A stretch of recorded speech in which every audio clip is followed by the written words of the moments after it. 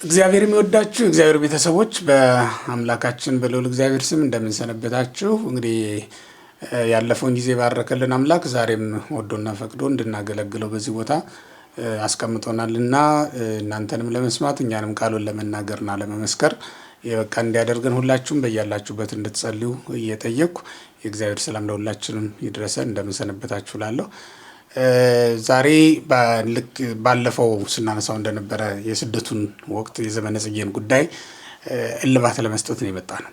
ያ ማለት የመጨረሻውን ክፍል ይዘንላችሁ መተናል ማለት ነው። ዛሬ የምናነሳቸው ሁለት ጉዳዮች ብቻ ነው የሚሆኑት። አንደኛው በወርሃ ጽጌን በተመለከተ ማህሌት አለ፣ ጾም የሚጾሙ ሰዎች አሉና ከጾሙ ጋር ተያይዞ የሚነሱ አንዳንድ ክርክሮች፣ እሰጥ አገባዎች እንመለከታለን። እሱም በተመለከተም እንደ ቤተክርስቲያን ወይም እንዲሁ የሚሰማንን ሀሳብ ይዘን እናቀርባለን። እንዲሁም ደግሞ በተጨማሪ በመጨረሻ እመቤታችን ቅድስት ድንግል ማርያም ልጇን ኢየሱስ ክርስቶስን ይዛ ወደ ምድረ ግብጽ ተሰደደች ብለን እንደተናገርን ሁሉ ተመልሳማለች። መጽሐፍ ቅዱስ መመልሷንም ይነግረናል። ሄሮድስ መሞቱን፣ ከዛ ደግሞ በሱ ፋንታ አርኬላዎስ መንገሱን፣ ከዛስ ወደ ምድረ ናዝሬት ኢየሱስ ክርስቶስ መግባቱንና ናዝራዊ ተብሎ መጠራቱን ነግሮናልና እነዚህን ሀሳቦች አንስተን እንጨርሳለን ማለት ነው። ዘርዘር አድርጌው ነው እንጂ ሁለት ጉዳይ ብቻ ነው የሚሆነው። እሱን ነው የምናነሳው። እንግዲህ ለዛሬ እንደነበር ነው ሊቀ ሊቃውንት ስሙር አላምረውና እኔ ነን ዛሬ የመጣ ነው። የተለመደው ሰው ነው፣ አዲስ ሰው አይደለም ይዘን የመጣ ነው ማለት ነው። ይሄንን ካልኩ በጾሙ እንጀምር። አሁን የቤተክርስቲያናችን 7 አጽዋማት ነው ያሏት፣ ህጋዊ አጽዋማት፣ የህግ ጾም ተብለው የሚጠሩት ማለት ነው። እነዚያን ምዕመናን የሚጾሙም አሉ፣ የማይጾሙም አሉ። ምናልባት አንዳንዴ ባለማወቅም ለስጋ ድካም ምክንያት ለመስጠትም ሊሆን ይችላል። ይህማ ለካህናት ለመነኮሳት እንጂ ለእኛ አይገባም ብለው የሚያስቡ ሰዎች አሉ። አንዳንድ ጾሞችን ግን ከጾም ማበላለጥ ልክ አይደለም።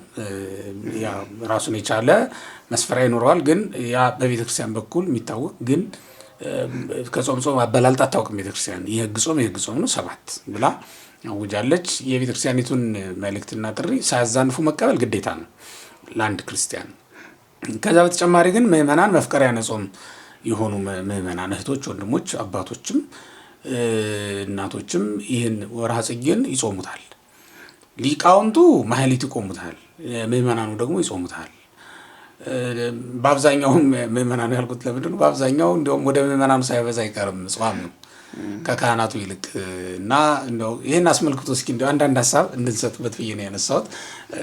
እስቲ ካንተ ልጀምርና ወደ እኔ በእርግጥ ብዙ የምለው ነገር የለኝም። ሁለት ነገር ለማንሳት ምናልባት የመጀመሪያው ማቴዎስ 9:14 ላይ የዮሐንስ ደቀ መዛሙርት ተሰብስበው ሄደው መድኃኒታችን ኢየሱስ ክርስቶስን እኛና ፈሪሳውያን ብዙ እንጾማለን፣ ያንተ ደቀ መዛሙርት ለምን ነው የማይጾሙት ብለው ተናግረው ነበርና እንዲህ አይነት ጾም የለም። እንደሚታወቀው አነጋገራቸው ደስ አይልም፣ ወይም ደግሞ ይሄ ከሚጾም ሰው አንደበት የተነገረ አይደለም። ልል የምፈልገው ቅድም እንደተባለው መጾም ከ50 ቀን ውጪ ማለትም ከበዓለ ፋሲካ ውጪ ሰው በፈቃዱ መጾም ይችላል ከሰንበት ውጪ። ነገር ግን ሲጾም ምን መምሰል አለበት ነው። አሁን እኔ ስለማልጾም አይደለም ይሄንን የምለው፣ ነገር ግን የሚጾሙ ሰዎች የጾማቸውን ዋጋ እንዳያጡ ነው። ለምሳሌ አገልጋዮች ይበላሉ፣ በተለይ በገጠሩ በጣም ሁሉም ይመስለኛል ይሄን ምግብ የሚመገቡት። እና ደግሞ ሌላው ትልልፍ እያየሁ ነው። ገጠሩ የተባለበት ምክንያት ግልጽ እንዲሆንላቸው ገጠር በጣም ድግስ ስለሚበዛ ነው በጽጌ አይደለ? እዚህም በሬ መታረዱ የሚቀር አይመስለኝም። ከተማ አለ ለካህናት ብቻ ተለይቶ። ሌላው የሚያሳዝነኝ እና የማዝንበት እንዲያው አንድ መልክ ቢይዝ ምን አለበት ብዬ፣ ያው ለነገሩ ከሚሰበር ይሰንጠር ነው ነገሩ፣ ማድረግ አይቻልም። ቤተክርስቲያኒቱ ጠዋት ትቀድሳለች፣ ምዕመናን እንዴት ነው የሚያደርገው? ይጾማሉ። እና ይሄ ነገር ትንሽ ይከብደኛል። የሆነ መልክ ቢይዝ ብዬ ሁሉ አስባለሁ። ይሁን ማለት እንደ ስርዓት ልናደርገው አንችልም። ነገር ግን እንዲያው መቁረብ የሚፈልጉ ምዕመናን ጾም እየሻሩ ነው የሚቆሩ ማለት ነው። ሌላ አነጋገር ለምሳሌ ውሎ ቢሆን ደስ ይላቸው ነበር። አዎ ልክ ነው። እንደ ስርዓት አይደለም እየተናገርን ያለ ነው። እንደ ስርዓት አይደለም።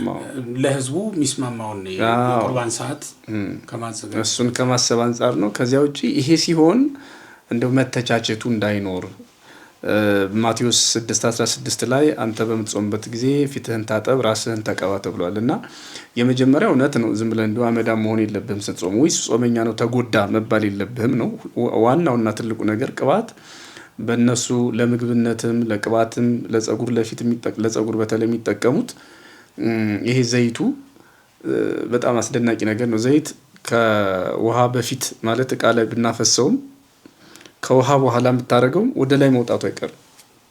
ውሃው ነው ወደ ታች የሚቀረው። ዘይቱ መጀመሪያ እንኳን እሱ ቢሆን በውሃ አይሰጥም። ዘይት ከላይ ነው የሚንሳፈፈው። እና ራስህን ተቀባ የሚለው ሊቃውንቱ ሲያብራሩት በጾም ጊዜ የምንቀባው ቅባታችን ፍቅር ነው እና የሚታይ የሚገለጥ ፍቅር ይኑርህ ነው። እንደ ቅባቱ የሆነ ጾም የሚደብቅብህ ጥላቻ አይኑር ማለት ነው። ወይ ይሄ ሆዳም ይሄ አጋሰስ አትበል ማለት ነው በሌላ አነጋገር። ምክንያቱም በፈቃድህ እየጾምክ አንተ የፈቃድ መብት ለመጾም መብት እንዳለው ሰው ሁሉ በፈቃዱ ደግሞ አይ እኔ ይሄንን እየጾምኩ አይሆንም እኔ እንደው 7ቱን አጽዋማት እግዚአብሔር ይርዳኝ ብሎ የሚጾመው ሰው ላይ የሚፈርድ ከሆነ ሰው ጾሙን አጋንንት ይሆኑታል የሚወርሱት ማለት ነው። ወይም ደግሞ ቅባት የጎደለው ራስህን ተቀባ የተባለው ፍቅር የጎደለው ጾም ይሆንና ግዳጅ የማይፈጽም ከንቱ ውዳሴ ያበላሸው እሾህ ላይ የተዘራ ዘር ይሆናል፣ ፍሬ የሌለው ማለት ነው። ያ እንዳይሆን በመከባበር እንዲሆን በተለይ ፍቅር በመግለጥ ብቻ እንዲሆን ለማድረግ ነው።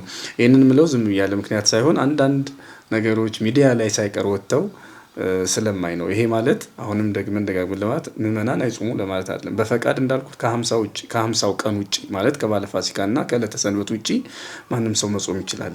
ነገር ግን ለምን ይሄን አልጾምክም እያሉ ሌላውን በመተቸት እንዳይሆን አደራ ለማለት ነው። ይሄ ማለት የማይሉትን አይመለከትም። መልእክቱ ሲጀመር የሚሉትን ነው። ፍቅር የሌለው ጾማችን አይደለም የፈቃድ በአዋጅ የምንጾመው ጾም እንኳን ላይ ፍቅር ከሌለ ማለት እኛ በመጾማችን ሌላው በመብላቱ በመመጻደቅ የምንናገር ከሆነ ዋጋ የሌለው ነው የሚሆነው። እሱን ለመናገር ፈልጌ ነው መጀመሪያው። እና የኛ ጾም ከፈሪሳውያንና ከዮሐንስ ደቀ መዛሙርት የተለየ ጾም መለየት አለበት። እሱን ለማለት ነው። እንደተባለውም ፍቅር መቅደሙ ለሁሉም አገልግሎት መልካም ነው።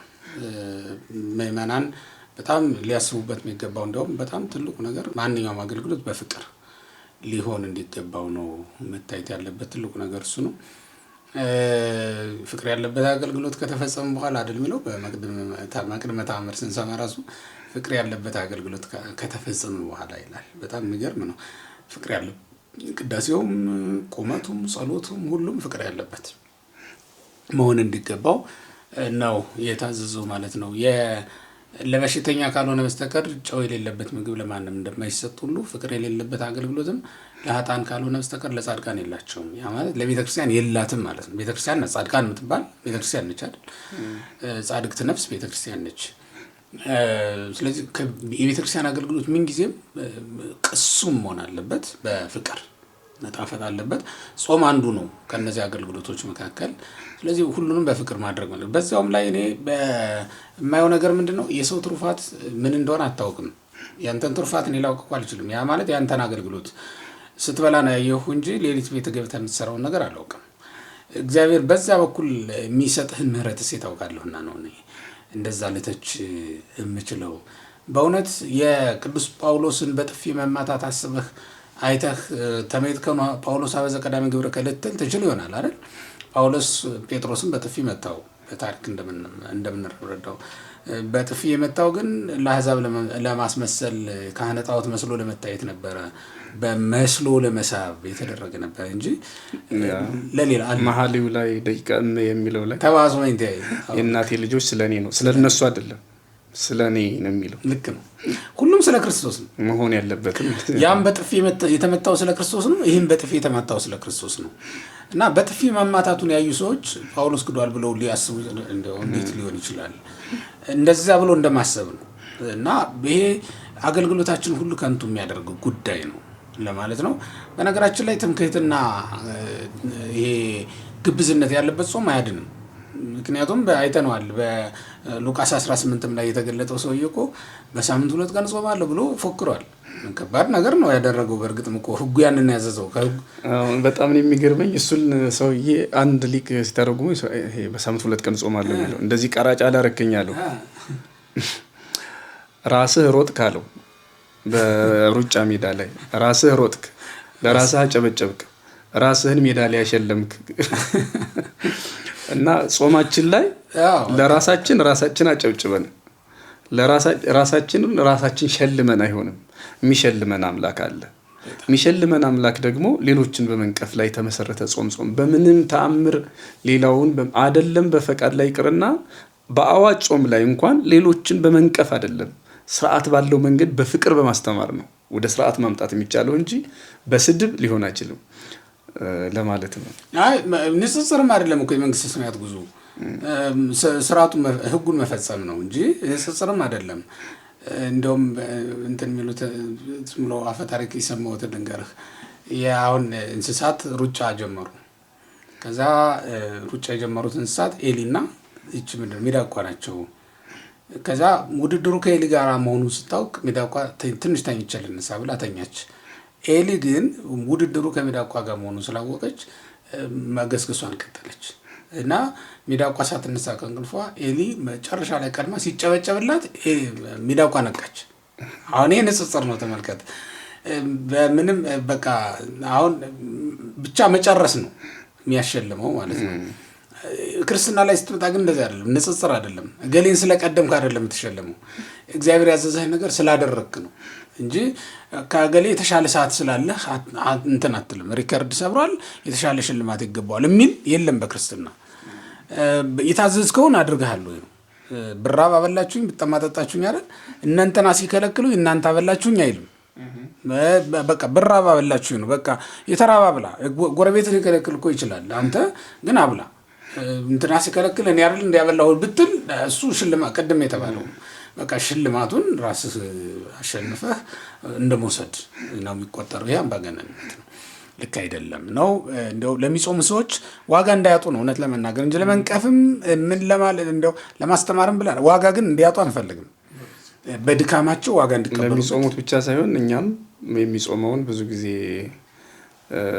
እዚሁ አንዳንድ ፈሪሳዊ የሚል ሰው ካለ እሱም ደግሞ ትክክል አለመሆኑ አስመሳይ ምን ብሎ የሚያስብሳል እና የሚጾሙት የሚበሉትን ተቹ ብቻ ሳይሆን የምንበላውም የሚጾሙትን የምንተችበት ሁኔታ በምንም ተአምር ሊኖር አይችልም በፍጹም። ሌላው ግን እመቤታችንን የረሱ አይደለም ካህናቱ አሁን አገልግሎት አድረው የፍስክ ምግቦች ነው አይደለም ይመገብ። ሁላችንም እንደዛ ነው። ከአገልግሎት የሚሄድ ሰው እንደዛ ነው። ያልሄደም ሰው እንግዲህ አልጾም ካለ ይበል። ግን ቤተክርስቲያኒቱ የእመቤታችንን መከራ በጾም የምታስበው መቼ ነው ከተባለ ፍልሰታዋ ላይ ነው አይደለ? ለምሳሌ እዚያ ውዳሴ ማርያሙ ይሄንን 5ቱን ሐዘናት የምትተርክበት እጅግ በጣም ልብ የሚነካው ከ5ቱ ሐዘኖቿ ውስጥ በመጠነኛው ታሪክ ተተርኮ እንግዲህ የሚነገርበት ያኔ ነው። የሐዋርያት ጾም ብቻ ሳይሆን የእመቤታችን ዜና ህይወቷ የሚነገረው እዚያ ላይ ነው። እዚህም አለ። ነገር ግን ቤተክርስቲያን መከራዋን ያለ ጾም የተወቸው አይደለም ለማለት ነው። እንደ አዋጅ ያለ ጾም የተወቸው አይደለም የእመቤታችንን መከራ ያ ፍልሰቷ እዚያ ላይ አለ ለማለት ያህል ነው። አይ መልካም ነገር ነው እና ይሄን ምክር ተቀብለው ይሰሙናል ብለን እናስባለን። የሰሙን ሰዎች ሁሉ በጾማቸው እንዲጠቀሙበት ነው የምንመክረው። ከዛ በተጨማሪ ግን አንዳንድ ቤተክርስቲያንን የማይወዱ ሰዎች ደግሞ ለነቀፋ ያስጠቀሙበትም ሰምቻለሁ። ቄሶች እየበሉ አይደል እንደ አንተም ብሎ ጾም የሚል ንግግር ሲናገሩ የሰማሁበት ጊዜ አለ አስታውሳለሁ። እና እንደዚያ የሚያስፈልም አይደለም። በነገራችን ላይ ለሌሎችም እንዲገባቸው የሚያስፈልገው የአገልግሎት ልዩነት ይኖረን እንጂ የነፍስ ልዩነት የለንም። እኛና ወይም ምእመናን ካህናት የተለዩ አይደሉም። በእግዚአብሔር መንግስት ዘንድ ዋጋ በመቀበል ደረጃ ራሳቸውን ችለው ዋጋ የሚቀበሉ መሆናቸው ሊታወቅ ይገባል። በሰውኛው እረኛና በግ ይለያያል አይደል? እረኛ ሰው ነው፣ በግ ደግሞ በግ ነው። በጉ ሲታረድ እረኛው ሲታረድ ይችላል። በቤተ ክርስቲያን በትክክል በእርግጥም ካህኑ እረኛ ነው፣ ግን በሌላ በኩል ደግሞ በግ ነው። ምክንያቱም የእረኞች አለቃ ማን ነው? ክርስቶስ ነው። ለክርስቶስ በጉ ነው። ለምእመኑ ደግሞ ጠባቂው ነው። እንዲህ አይነት ነገር ስላለ በበግነታቸው ብቻ ልንመዝናቸው ነው የሚገባ። በመጾማቸው በእርግጥ ካህናት የሚጾሙት ጾም ለምእመናንም ዋጋ እንዲያሰጥላቸው ወይም ዋጋ እንዲሰጥላቸው ብለው ጭምር የሚጾሙ ካህናት አሉ። ልኩም ወጉም እንደዛ ነው። ለልጆቻቸው መጸለይ ስላለባቸው። ግን ሌሊቱ ሙሉ ቆሞ ነው የሚያ ይሄ እኮ ቀላል ተጋድሎ አይደለም። ሌሊት ያለ ድካም ከመጀመሪያው ነው የሚጀምሩ። ፀሐይ እግሮቿን ስትሰበስብ ጀምሮ ከሰማዩ ጀርባ ላይ ከሰማዩ ደረት ላይ ስትጠፋ ጀምሮ እነሱ መቆም ይጀምራሉ ማለት ነው። አንዳንዴ ከ2 ሰዓት እስከ 3 ሰዓት በትንሹ እስከ 3 ሰዓት በቃ ሰሮተ ህዝብ እስኪሆን 4 ሰዓት ሁሉ ሊሆን ይችላል። ቀን ጠዋት ማለት ነው። በቃ በዛ ሰዓት እንቅልፍን ስለ እግዚአብሔር ብሎ መተው፣ ድካምን ሁሉ መርሳት እና አሁኑኑ ምግብ እንደቀረበለትና የሚያሰክር መጠጥም ቀርቦለት እንደሚጫወት ህፃን እኮ ነው የሚያደርጋቸው። ማህሌት መጥቶ ማየት ይችላል ማንኛውም ሰው የሚያምንም ሆነ የማያምን ማለት ነው።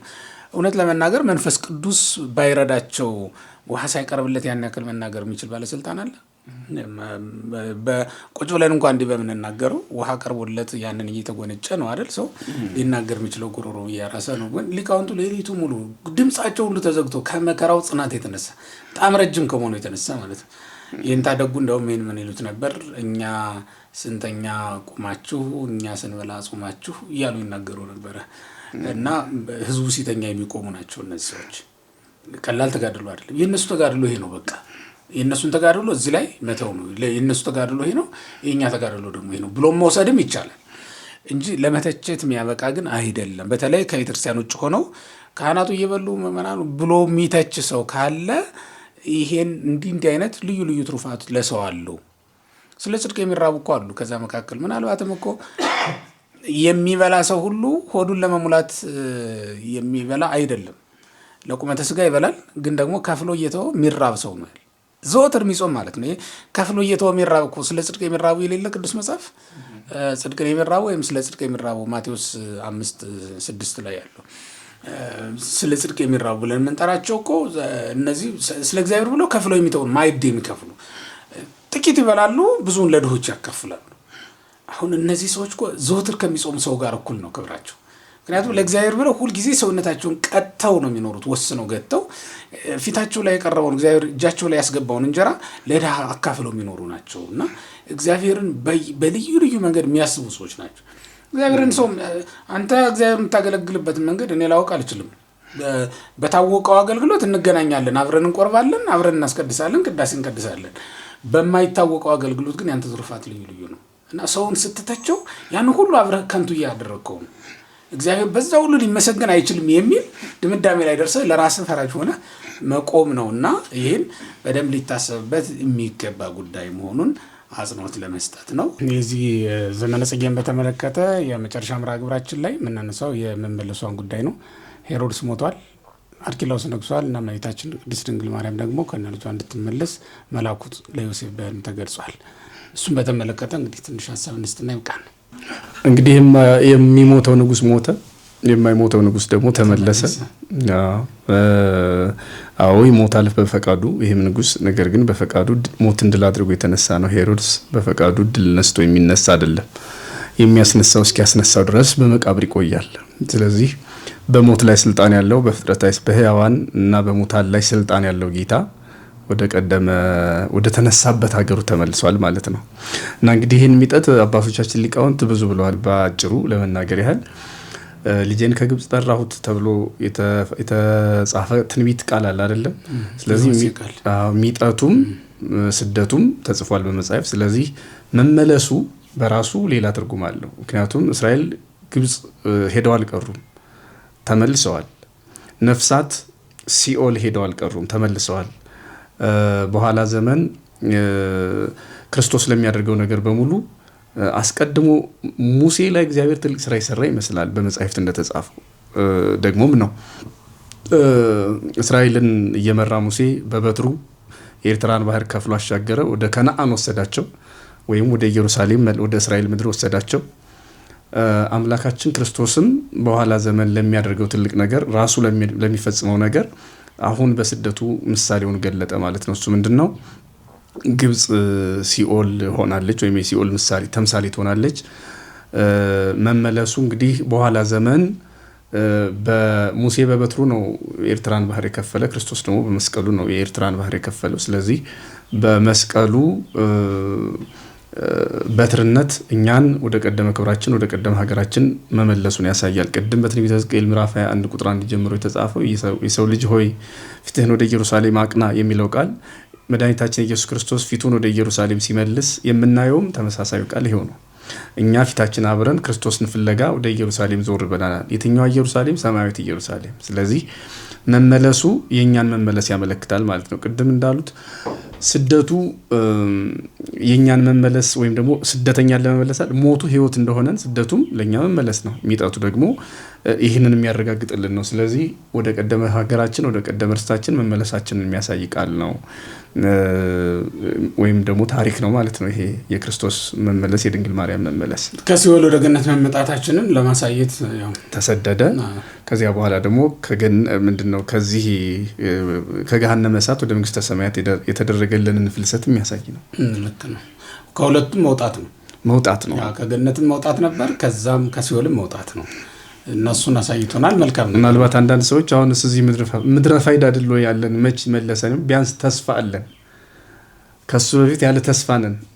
አሁን ግን እኛ ገነት ተመልሳልናለች እኮ ገነት ተመልሰልናለች። በስጋ ምናልባት የሚያስብ ሰው ካለ አሁን እኛ ገነትን ለመውረስ የተዘጋጀን ባለ ተስፋዎች ነን። አሁን ክርስቶስ ቅድም ያለው ኢየሱስ ስዱድ ተስፋ ሆሙ ለስዱዳን ያለውም ይሄንን ነው። በሰቆቃወ ድንግል ያለው እና የስደተኞች ተስፋ ክርስቶስ ነው። ስደታችን ተባርኳል ማለት ነው። አሁን ስደታችን የተዘጋ ሱቅ ላይ መሰለፍና የተከፈተ ሱቅ ላይ መሰለፍ ሁለቱ አንድ አይደለም ማለት ነው። ያኛው ላይ ከፈቱሉ ይችላል፣ ምንም ተስፋ የለውም። እና ስለዚህ የተጨበጠው ተስፋችን የክርስቶስ መመለስ ነው፣ የድንግል ማርያም መመለስ ነው። ከሁሉም በላይ ደግሞ ለኛ ለክርስቲያኖች ትልቁ ነገር ሁሉም ነገር አልፎ አምላካችን እግዚአብሔር ዘመናትን የሚለውጥበት ጊዜ እንዳለ፣ ለመውጣት ለመቸገር ለመሰደድ ለማልቀስ ጊዜ ያለው፣ ለደስታም ጊዜ ያለው፣ ይህንንም የምናይበት ከራሷ ከድንግል ማርያም ክፉ ነገስታትን ራሱ ማሳልፎ ደግ ዘመን እንደሚያመጣ በቃ አምላካችን እግዚአብሔር ክፉ የሚባሉ ቀናትን ክፉ የሚባሉ ሰዎችን አሳልፎ በጎውን ጊዜ እንደሚያመጣ ማሳያችንም ይመስላል ይሄ ታሪክ።